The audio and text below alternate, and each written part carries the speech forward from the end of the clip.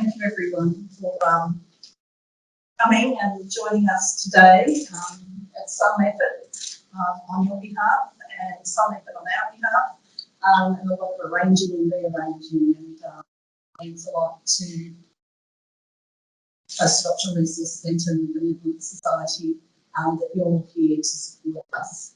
We have a contingent of us of the team. We've had some recent retirees, Elizabeth and Tricia, here with us today. We've been back on June the 22nd. We're just quickly doing volunteers. We also have Dykes, our CEO, who's in Canberra, and Minister Henskins, who's in Parliament today, but we have lots of other people here. And I'll introduce them as we go along. But I would like to firstly say that I'd like to acknowledge that we're meeting on the lands of the Gadigal people, the traditional custodians, elders past, present and emerging. And I'd love to hand you over to Uncle Madden today. My name is Alan Madden, Gadigal Elder. Distinguished guests, ladies and gentlemen, for my first song,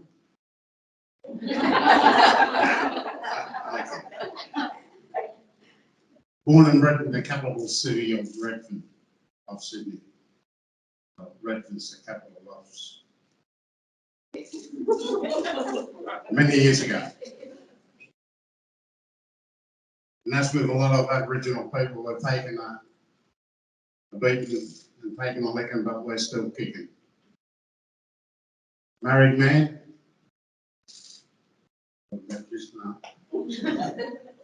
10 children, 26 grandchildren and 14 great-grandchildren. Yes, we did have TV. Just couldn't afford the bloody electricity. Welcome to country. Me is always an honour and pleasure. Just to give you a little bit of an insight of where you are and who we are. And I've taken a look around here and I see a lot of my mob, our grey mob. Anyway. As we've all welcomed the countries, first and foremost, I'd like to acknowledge our Aboriginal elders, all elders, past and present, and pay my respects to all our Aboriginal and Torres Strait Islander brothers and sisters, from whatever Aboriginal or island nation you may have come from. Welcome to Gadigal. And to all our non-Indigenous brothers and sisters, a very warm and sincere welcome to you to Gadigal. No matter where you've come from, whether it be across the seas, across the state or across town, once again, a very warm and sincere welcome to you to Gadigal. And as I've mentioned many times before, was, is, and always will be Aboriginal land. Only three things short than that: coming, taxation and going. It's an honour and a pleasure to be here today to welcome one and all to Gadigal. Gadigal is one of 29 clans of the Eora Nation. The Eora Nation is bounded by nature's own, the Hawkesbury River to the north, the Peene to the west, and Georges River to the south. And in between those three mighty rivers is the Eora Nation.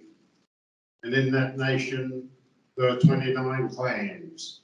And the clans land we're on today is Gadigal.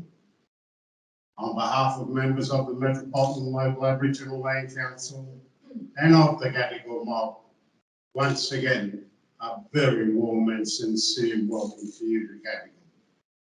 And as you travel across these traditional lands and waters, may the spirits of our ancestors guide, look over you, and keep you safe. So once again, on behalf of the Land Council and of the Gadigal mob, welcome, welcome, welcome. Thank you. Thank you, Uncle Madden. That was a very warm welcome. And learn something every time. Yeah, what you're learning to share. I should say also acknowledge the people who are watching us on the live stream or who may later watch us recording. Welcome to you as well to our event.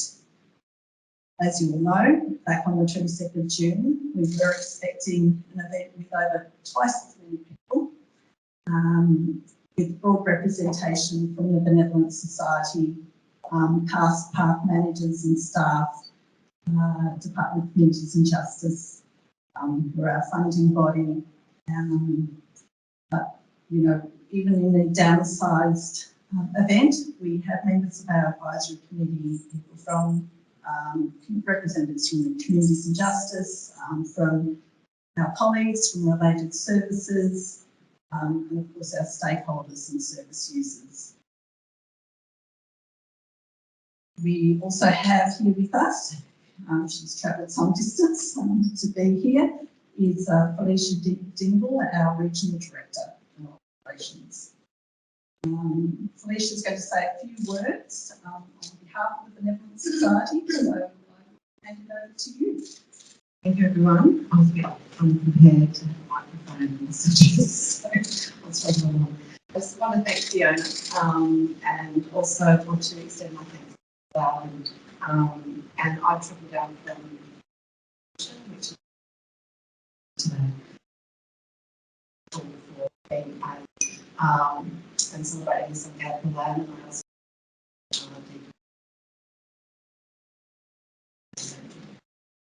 on behalf of TBS, I would like to give a warm welcome to everyone who's in attendance and celebrate the long-awaited 30th anniversary.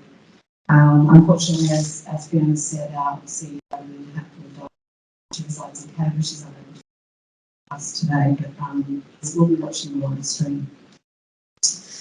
I'd like to formally welcome a number of dignitaries that are here today and speakers and keynote speakers. So in particular, Mr. Robert Tickner, representatives of the community, Department of Communities and Justice, so Pam Brunner, Bernie Foster, Joanne Doherty, and Roy Yes. Also the PARC Advisory Committee members and stakeholder representatives, particularly the Adoption Unit, International Social Services, Key Assets, and Forced Adoption Support. But most importantly, I would like to acknowledge all people affected by adoption, including the stakeholder groups, and acknowledge our wonderful later today. So in celebrating PARC's 30th anniversary, it's important to take a step back and it's important to take a moment to reflect on the journey that has got us to this point. So to do this, I need to take you back to the 1990s and to the Adoption Information Act and when that was legislated. And that was a really important act because it reversed much of the secrecy relating to adoption and improved the rights of all people involved in adoption to access information. So this meant that mothers and fathers who lost a child to adoption were able to connect, and this allowed adults separated by adoption to be able to connect. And adopted people for the first time were able to access.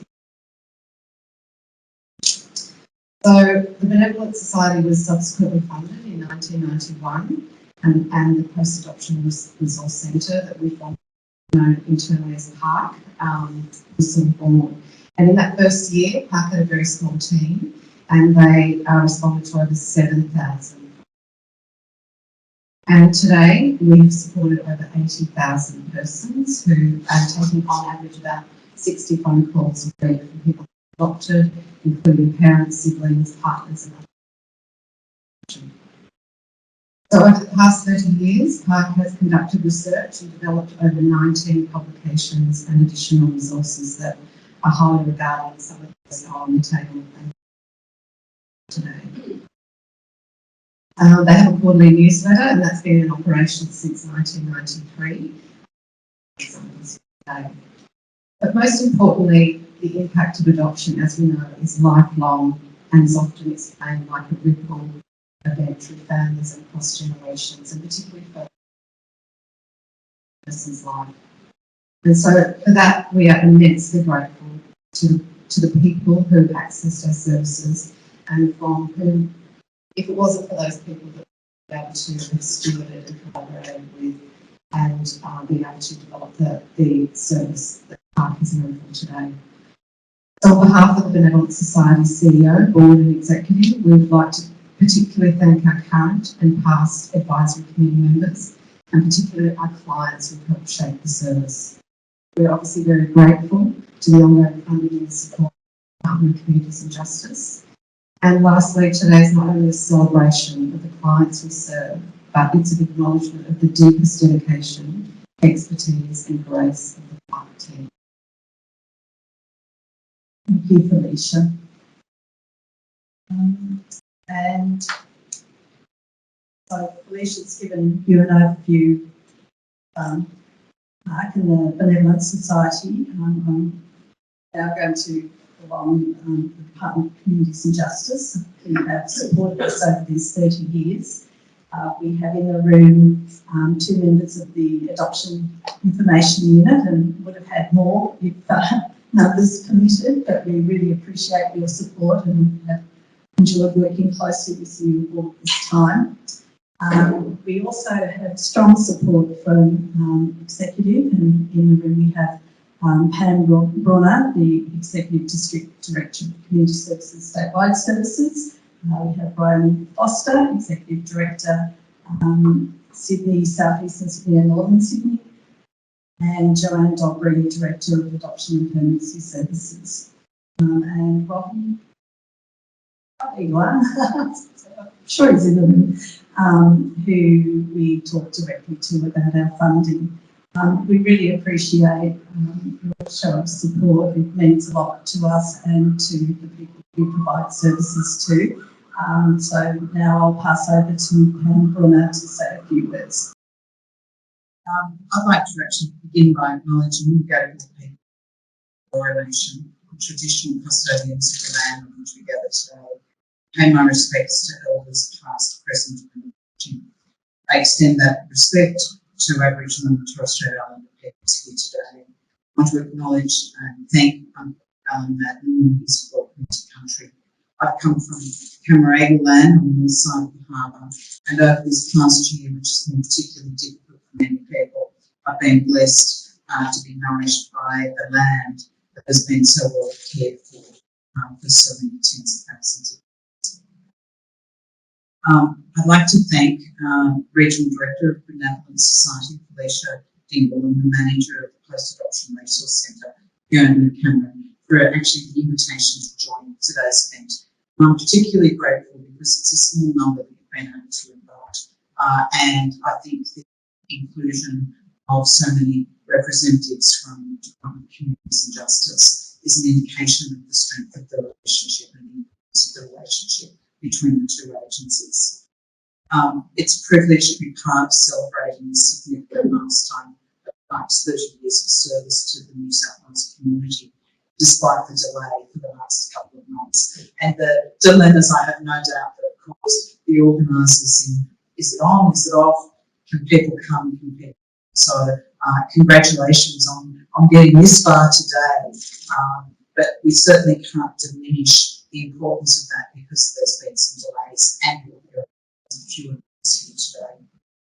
The Benevolent Society was funded to establish the Post-Adoption Resource Centre in response to the legislative change resulting from the Adoption Information Act, which saw a profound move away from secrecy.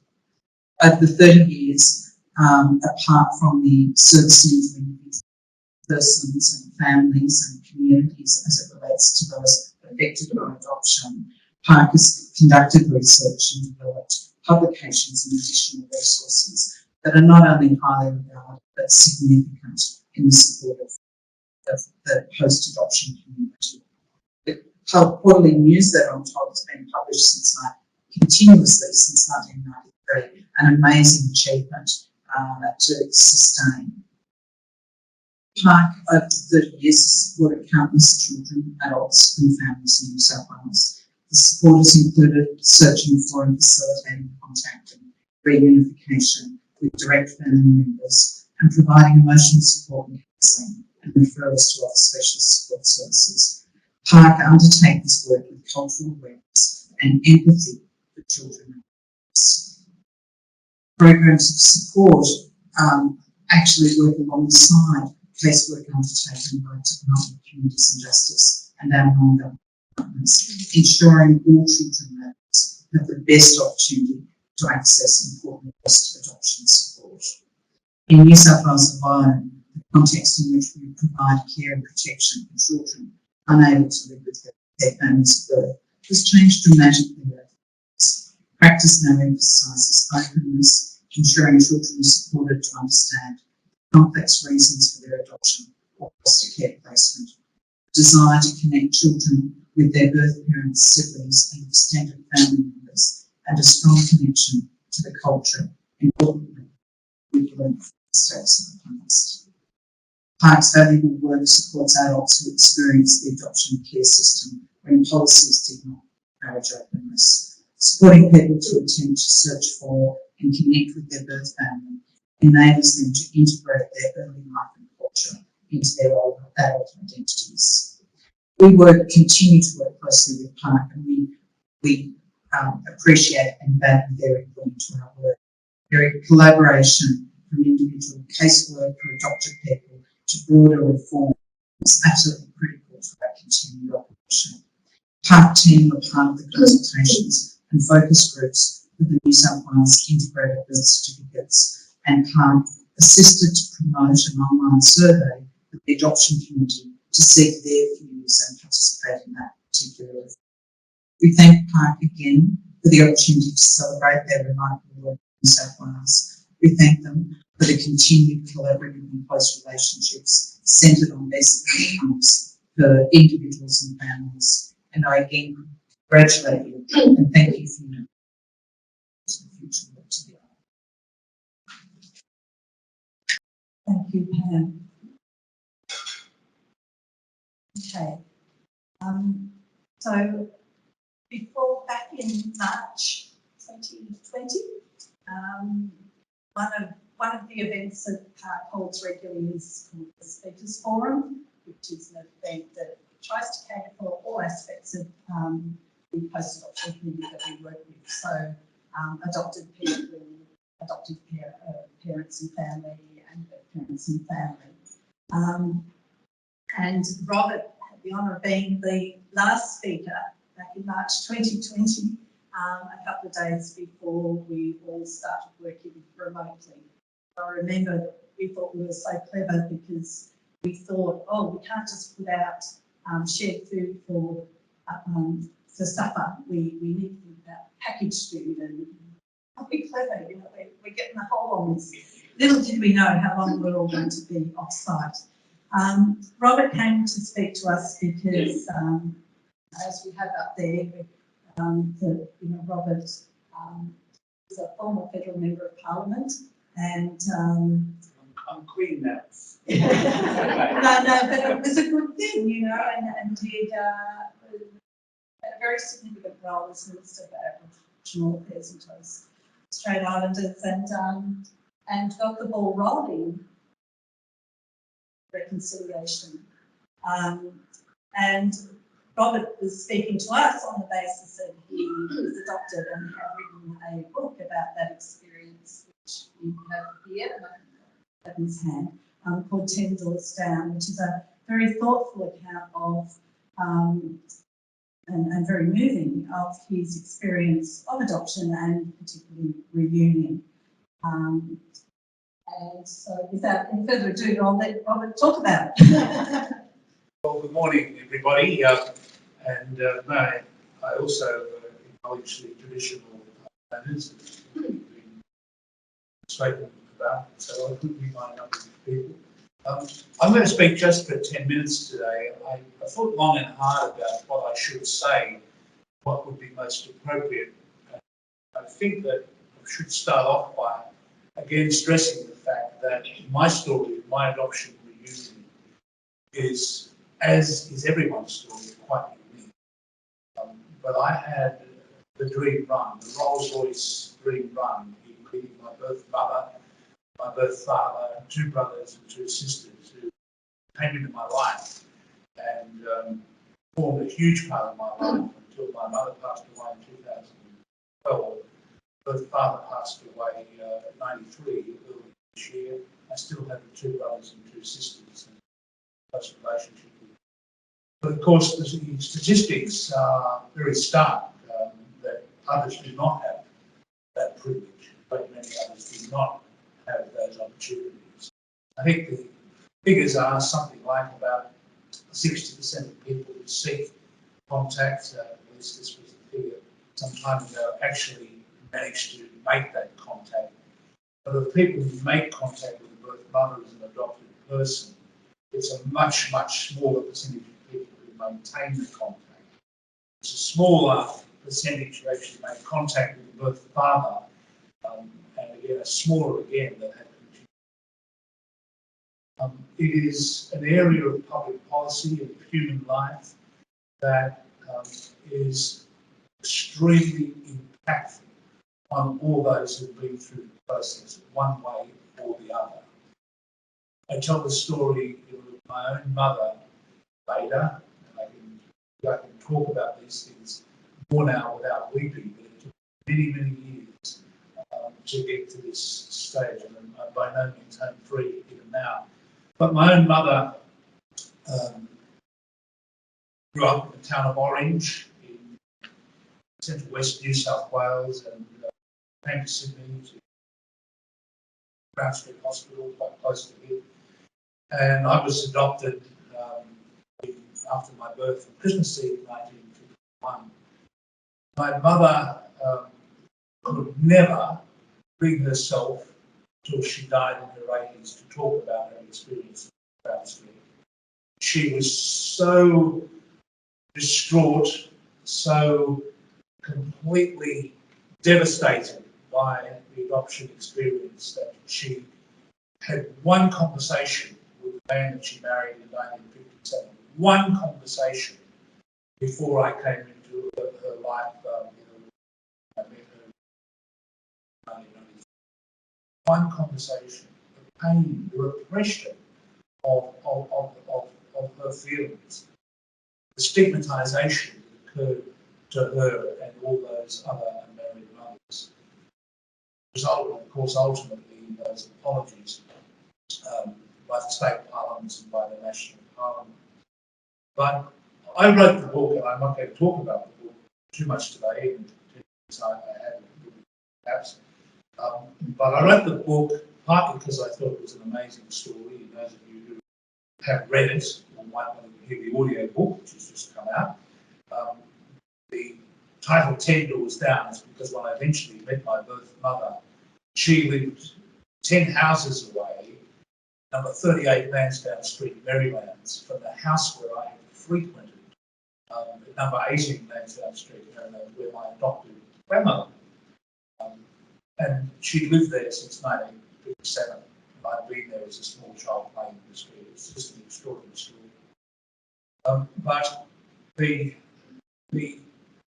stigmatisation of the women is something I'll just take a quick reference to from what I wrote, because I wrote the book not only because it was a cracker of a story, but also because I wanted to bring together a personal story together with the public policy dimensions. You know, how did this happen, and how did it change, and what was it actually? You know, what was the rationale for these things happening back, in the 50s, 60s, 70s, and some places earlier. But there's two quotes. One that I included in the book from the Children's Department of the Prince of Wales Hospital, Dr. Runseat, who wrote in 1973 in the Medical Journal of Australia, and I quote, "In New South Wales, most unmarried mothers are more likely to be poor, undernourished and of low intelligence, if not actually retarded." That was in the Medical Journal of Australia. And then some other doctor, Dr. Lawson from the Royal Women's Hospital in Melbourne, said the prospect of the unmarried girl or her family adequately caring for a child and giving it a normal environment and upbringing is so small that I believe for practical purposes it can be ignored. I believe that in all such cases the obstetrician should urge the child to be adopted. Here's the absolute stinger in the tail of the quote. The last thing the obstetrician might concern himself with is the law with regard to adoption. But here's, a major practitioner. That's the hatred. What is it? The stigmatisation and hatred and aggression towards women who gave birth to a child out of wedlock is something that modern women in current day don't understand. It's so recent that it happened. We need to understand that history and make sure these things don't happen again. I want to say, if I could, just a couple of minor things which I think are important to say on this occasion.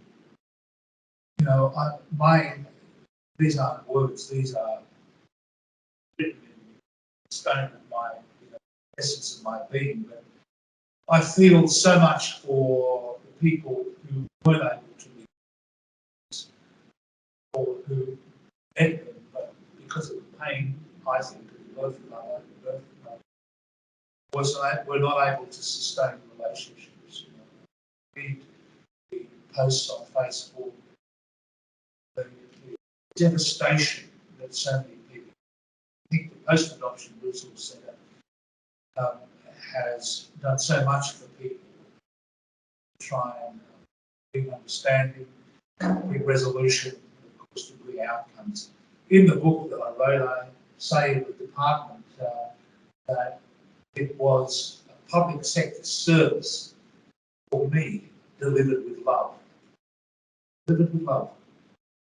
Because the compassion that was shown by the person in the book I call Sandra, it's not her real name, but the love that she showed my mother.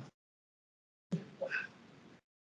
It's such an important work that people have done over the years, and I just want to pay that tribute to the department as well. I want to say something, I guess, in conclusion, about what I think we should be doing as a society, as a country, in relation to parenting and families. Because the truth of the matter is that there are dozens of communities right around this country that have experienced long-term, intergenerational child and adult poverty. The late Professor Tony Vinson, some of you might know, wrote about the postcodes of disadvantage, and he's dropping on the edge of reports. There was more coming out from the Jesuit social justice people like Melbourne quite soon around this issue. But what society are we running here? That we can have all the opulence that is part of being a rich country like Australia, all the investment in all manner of things, but we allow, over decade upon decade upon decade, children to be born into intergenerational poverty, and we don't have a commitment by either side of politics to the investment in this, and it ought to be a national priority that we tackle those issues, because it's related to the issue that we're talking about now. It's related to the position of Indigenous Australians. We've got to invest in families. We've got to support people, in the parenting process to break that cycle of disadvantage. But we don't do it. We don't invest. We invest in all manner of other different things around the place, many of which do not require investment. But the greatest social poverty of all, the greatest blight on our country, is this intergenerational poverty that exists in defined communities. All those people in Canberra and all those people up there in Macquarie Street on both sides of the parliament know this, and they know exactly the communities because it's all there. The Australian Bureau of Statistics publishes this information regularly. So I guess my message to you is today to understand that this is a fixable problem, but it takes cross-party support. All these parliamentarians, very good people. Please don't think I'm demonising them, but we need public attention to be drawn to this issue. We need substantial public investment to tackle the issue. So thank you very much for listening to my talks today. I'm privileged beyond measure for the experience that I've had. My own mother did access the post-adoption centre, and she spoke highly of it. Others speak highly of it. No organisation is without challenges and so on, but the legacy that's been left by so many volunteers, so many staff over the years is really made our state, our cities and towns in this state a very place. Thank you so much. Thank you. I think there are lots of levels of messages for us to think and reflect on. Certainly, some of the themes that you touched on around adoption evident in our video that we'll be launching shortly.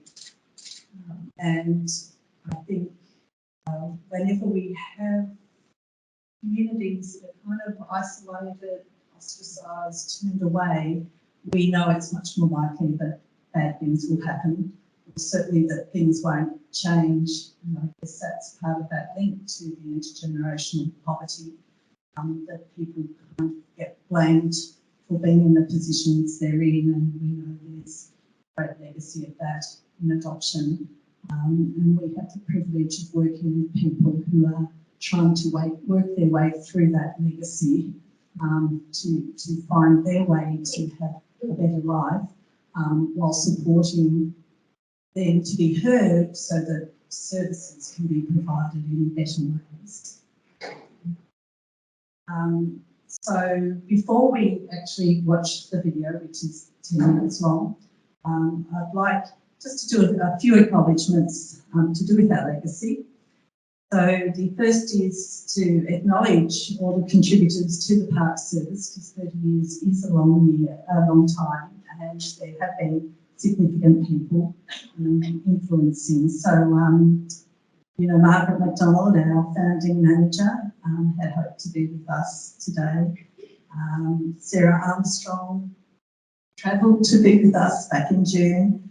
And we have Janet Hennigan here with us today. And Janet's significant because she employed most of the current team, plus the standards and the direction that she put in place.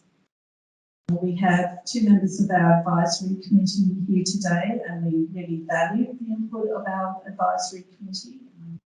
We need that external input to help us have a finger on the pulse and keep us on the straight and narrow. We also have the PARC team here, and I might just get them to quickly stand up and wave to the room. So we have Sarah Byrne over here, got Shane Adams. Where's the rest of my team? Brooke. And where's Clint gone? Oh, right in front of me. That's one. A little finger count. Myself here, and Trisha and Elaine and Elizabeth, who couldn't join us, who have been vital members of the team. And sorry, we have Lynn Pearl here from our, thank you Lynn, who's a past long-term member of the service. And we also have the Queensland team, which was established over 10 years ago, watching on the live stream. Of course, it's our clients and our stakeholders, so who have taught us so much, that we learn from you, and we are humbled by your trust and generosity. We appreciate your feedback and support. Over PARC's 30 years, we have learned that whether adoption is open or closed, adoption involves loss. It involves lifelong and developmental impacts, so that it's processed again and again at different stages of the life. It ripples, that reaches out a complex of a web of relationships, both across generations and and within generations.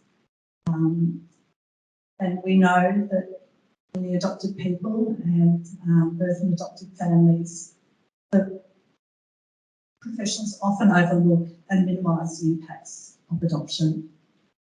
I think I missed, of course, that the base of it all is the complex trauma and loss of that generational impact, and how do we support everybody around those relationships, around accessing information. So specialist services like ours have an important role in helping hear your voices and to have them heard by others, in the hope that your needs are better met, and with the goal of course, a better life for everyone. So just going back to our video,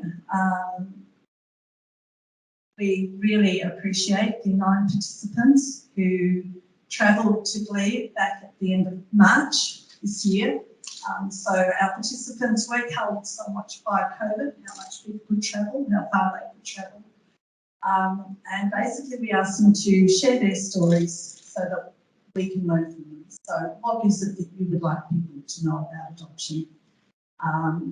So we hope that we have done justice to your voices in this video, and we really appreciate your participation. It's profound and it's generous. For our participants, I would like to say that we do have a presents as a thank you to you, which we'll give you after the event, because I don't think all of you want to be called up to the stage. Yes, and for all of you who are here, I should just quickly say we have got some little celebratory cake cups, and if you'd like to take one, we have more in a box under the table. Okay, so no further ado again. Please watch the video, and thank you very much to our participants.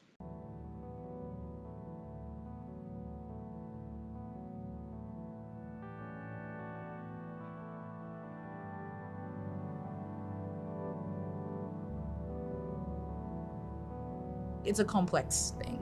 It's been the longest journey ever, and the most emotional journey. Well, it is a journey, isn't it? And learning to, well, learning different skills. I've had to learn different skills to parent. So, you know, the impact, I'll take it to my grave. It was a life-changing experience. Just always being aware that I gave a child up for adoption. Adoption is a lifelong process, really. It's not just an event where, you know, a couple of people have signed a bit of paper and got a baby and raised them and that's it, and there's so much more to it than that.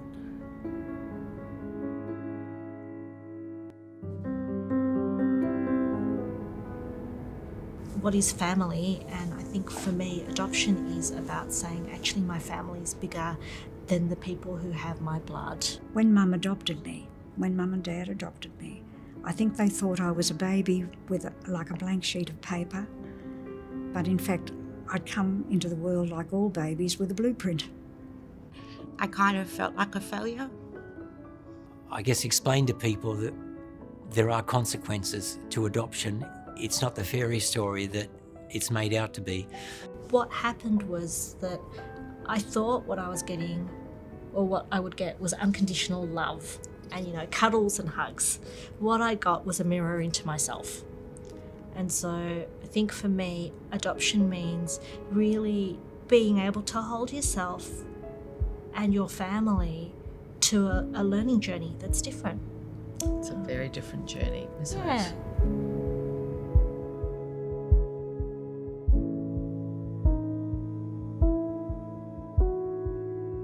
You know, the wound is a two-way thing. You cut the connection between mother and child. It's not just on one side that there's the wound. You know, the wound of adoption, it doesn't just go away. No. I wouldn't say it bothers me all the time, but it's part of me, I suppose. Yeah, I just think it's, like you're saying, it's complicated. It's complicated for the child and for adoptive parents too. Every day I wake up and I think I know who I am now. what if I hadn't have found out? It was a life-changing experience. Definitely affected my mental health. Sense of identity, sense of belonging, relationships, fitting in, there's a lot of, I grew up in a white community, but don't really belong there, but at the same time, in my Colombian heritage, it's like people have an expectation of, what a black woman's supposed to be. And I'm like, I don't fit into that either. So it's like, where's the middle ground? Where do I fit in? Like, what's my place in not only my community, but the wider community? Felt very guilty that I actually signed him over, that I didn't try to fight. It was like I had actually given up on him, that I didn't try to fight.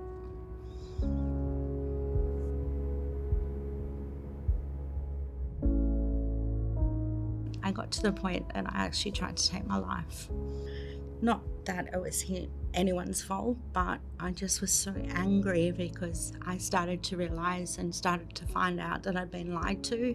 If Mum had rejected me, that would have caused me to have a lot of mental health implications. If my mother hadn't accepted me, I think it wouldn't have been anger, it would have been anxiety and terrible distress, depression. That would have been my lot. Not anger, but those other feelings would have replaced it. When I had my second daughter, which was the one that my daughter I was going to keep, Mum and Dad sent me some flowers. Congratulations on the birth of our granddaughter. And I was still in the labour ward, and I burst into tears, and they're saying, "What's wrong? You should be so happy." It's a surreal experience, being an adoptee, especially a late discovery adoptee, where you live half your life thinking one story, and in fact it's a lie. So for me, like the ongoing effects on mental health, I never know when that next trigger is going to pop up, when that next memory is going to pop up, when something in my life is just going to remind me of what I missed out on. As parents, we're told that once our child is adopted, we are the parents and it's up to us, just like it is for any other parent. But the problem is our children are not like any other child. No. And as parents, we're not like any other parent. And therefore, the support that we need is different to the support that other people need. That's right. Just from my experience, when you want to fit in to a group, when you feel a bit different, like for me, I didn't really want to associate with other Asians because that was making me different, and it's sort of, looking back now, I've missed out on some cultural connection when I was younger that I sort of enjoy now. I suffered from grief for a long period and would have times when I'd just be overwhelmed with so much sadness. And trying to deal with that by myself for a long time was very hard. And I think if you had a group of women who'd all lost children in different ways, and you said you lost your child to adoption, there would be someone who would say, "Oh, but you had a choice," because that's been said to me. And in that way, it's like what you went through really wasn't quite valid.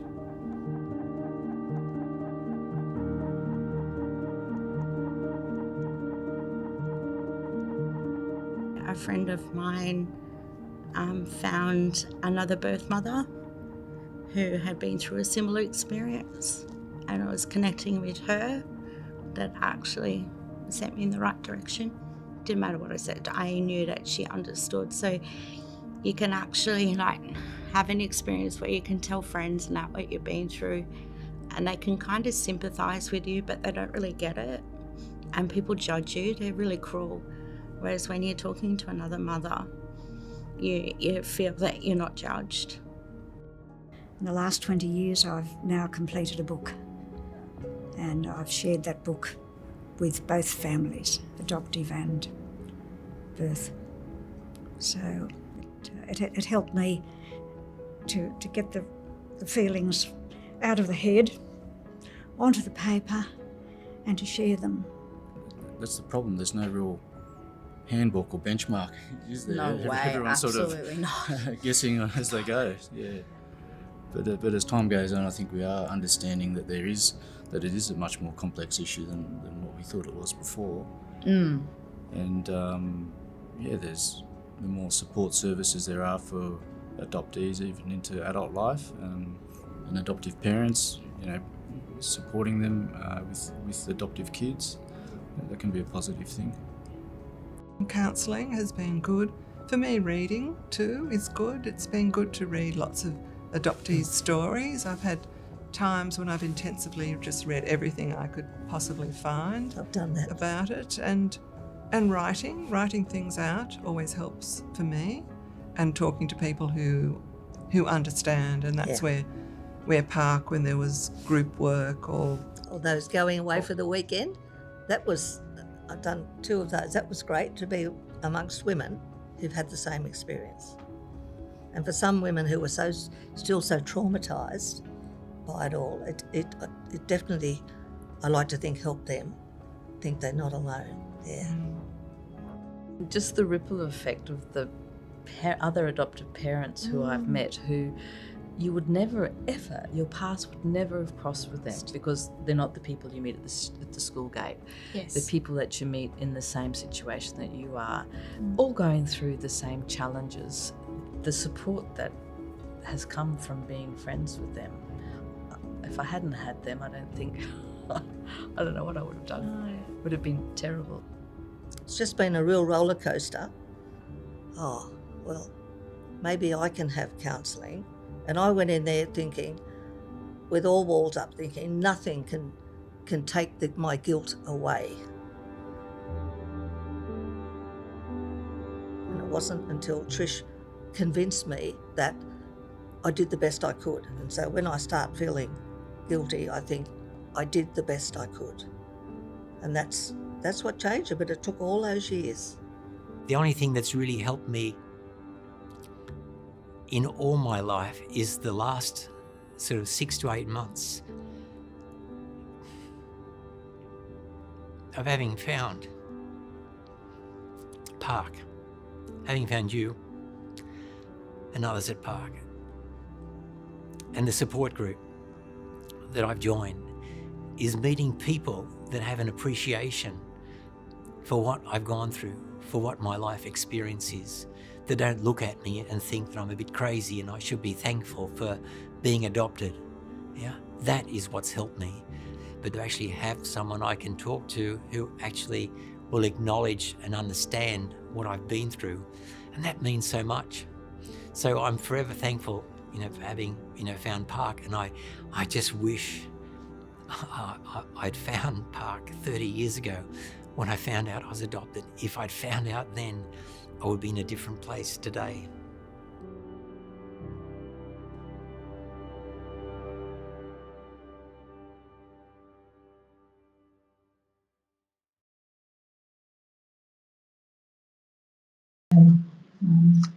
Thank you once again to our film participants. It's really generous, and it's very hard to see yourself on the screen. But there are so many people who are going to benefit from seeing that, and we know from experience that when we put it up on our Facebook page, we're expecting pretty quickly it's probably going to reach 1,000 people, and will go beyond. And we know that people around the world watch our pages, and some of these things get picked up and passed further abroad. So, heartfelt thank yous on behalf of the whole of the adoption community.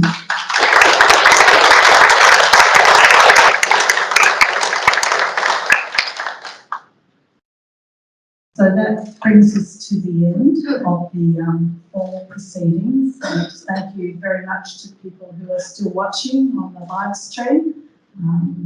It's much harder to do it that way than to be here with us I'd like to invite you all to join us for some morning tea, which there might be a little delay in it coming out because we're worried about timing and don't get anxious at the last moment and put it back 10 minutes. So, but it will be here soon. Please feel free to move around and mingle. And again, thank you all so very much for being here with us.